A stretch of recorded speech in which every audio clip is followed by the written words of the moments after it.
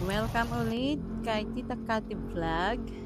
Magluto tayo ng baon ng mga anak. Ito ay isang hipon o buttered shrimp. Siyempre una natin ginawa ay nag-chop muna ako ng maraming bawang. So unang ginawa ko ay nilagyan ko muna ng mantika. Nilagyan ko kanina.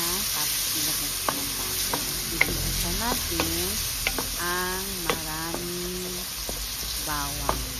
O, yan. Halo-halo na lang natin, guys. Hanggat wag nyo palang to-toast. Yung tama lang po. Tapos lagyan na natin ng mga paminta, ganyan, asin. Yun lang naman nilagay ko. Tapos yun na, yung ating frozen na shrimp. Kasi ilang araw na yan sa freezer, kaya na-froze talaga na siya. Frozen shrimps na talaga.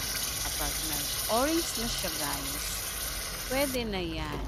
Huwag masyadong lutuin ng matagal kasi titigas po yung hipon. So, kapag nag-orange na, kita nyo nang wala ng mga itim-itim ganyan, pwede na yun.